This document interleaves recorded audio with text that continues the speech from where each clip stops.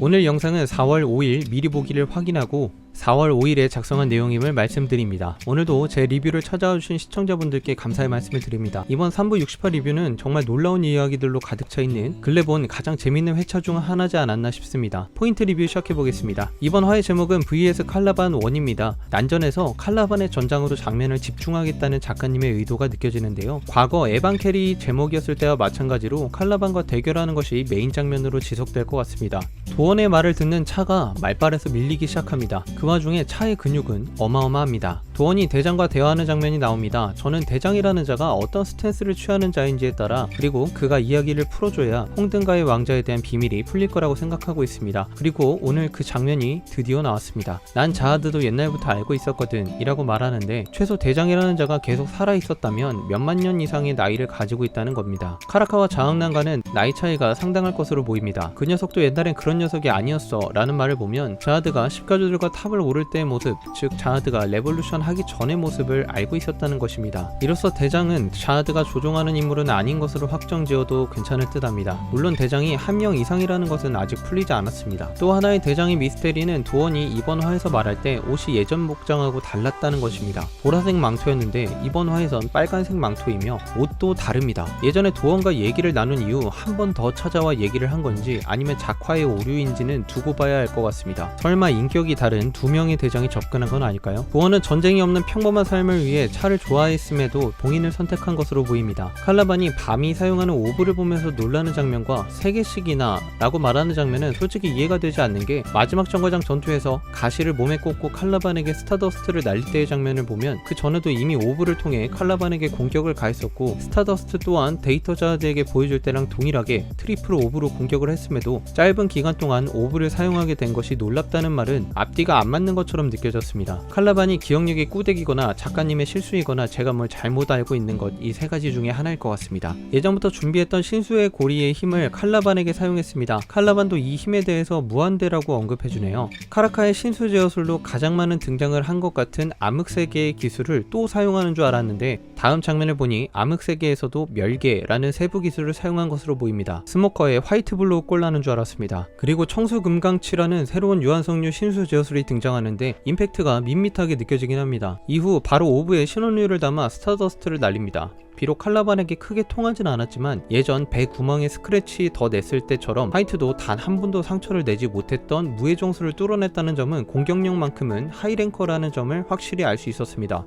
하지만 이 스타더스트를 과거 스타더스트랑 동일한 등급으로 봐도 되는지는 모르겠습니다. 물론 지금은 성장한 상태이고 칼라반에게 최후의 일격을 날리는 느낌은 아니었기 때문에 해석의 차이는 있을 수 있으나 저는 과거에 보여줬던 두 번의 스타더스트는 첫 번째 가시를 꼽고 첫 번째 가시조각 초월기라는 스킬 설명과 함께 치러진 기술이었다면 이번 기술은 가시를 꼽지 않고 트리플 오브의 신원율을 담아 공격한 스타더스트인지라 그래서 가시조각 초월기라는 말이 나오지 않았다고 생각해 볼 수도 있을 것 같습니다. 11번째, 칼라반은 카라카에게 단단하지만 치명적이지 않다고 평가합니다. 아무래도 단단하다는 것은 카라카의 갑주의 영향이 큰 것으로 보입니다. 칼라반에게 두 방이나 맞고 나서도 비올레에게 함정임을 알려주는 모습을 보며 이제 밤과 카라카는 서로 형제가 되겠구나 라고 직감해버렸습니다. 이어 칼라반에게 근접전으로 통할 수 있을지 기대를 모았던 붉은발이 의태 공격을 하지만 빗맞은 것으로 보이며 전투 신상으로는 오른쪽에 타격을 맞은 것으로 보이지만 이후의 장면에는 왼쪽에서 피를 흘리고 있습니다. 카라카의 살인기 철갑나무 연참이 최초 공개되었습니다. 밤에 주둥아리 제어술이 등장합니다. 자신이 평범한 자라고 말하며 진심을 다해 얘기하자 도원이 좋아요를 눌러주었습니다. 소중한 사람을 구하기 위해 하는 당연한 일인데 그런 일을 못하게 하기 위해 병사들을 희생시킨 건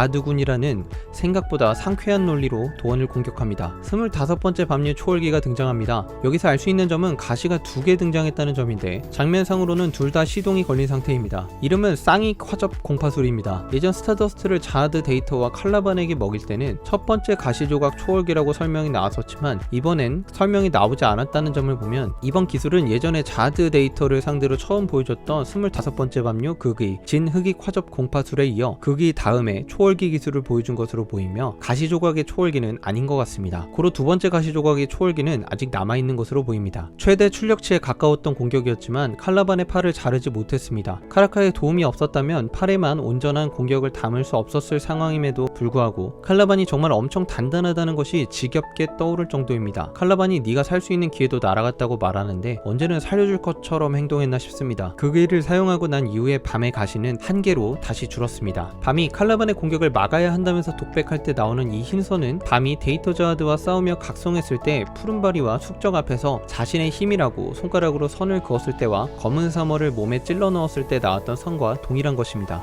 결국 작가님이 후기에서 푸른바리로 명칭을 하시더니 이번 의태에서 푸른바리가 등장했습니다. 이름은 청갑으로 카라카의 갑주와 비슷하게 방어형의 능력을 보여줄 것으로 보이며 이로써 붉은바리는 공격, 푸른바리는 방어에 특화된 의태들을 선보일 것으로 보입니다. 제 쓸데없는 추측으로는 청갑이다 보니 카라카의 갑주처럼 몸에 장착해서 쓰거나 아니면 한쪽은 방패, 한쪽은 붉은바리의 검을 장착하고 싸우지 않을까 싶습니다. 그리고 결국 쿤이 출격합니다. 아직 칼라반 쪽에 시선이 집중되어야 하니 에반켈이 당장은 레파부부를 찾는 데 시간이 좀 걸릴 듯 합니다. 집화장을 공격해도 먹히지 않는다고 상황 설명을 호크니를 통해 하는 것은 빠른 상황 전개를 위한 아주 좋은 설명이라 생각합니다. 이수에게 맡기라면서 자신에게 생각이 있으니 반드시 레파부부를 찾으라고 말하는 쿤입니다. 역시 쿤은 항상 계획이구나. 쿤의 마지막 결의에 찬 대사를 보면 집화장과 레파부부를 잡게 되면 결국 화이트가 부활해 칼라반의 전장에 참여할 것으로 보이며 전성기 화이트가 어느 정도로 위험이 있을지 드디어 보여줄 것으로 보입니다. 화이트 코인을 탑시다 여러분. 이상 3부 60화에 대한 리뷰를 마치겠습니다. 재밌게 보셨다면 좋아요 한 번씩 눌러주세요. 감사합니다. 직진이었습니다.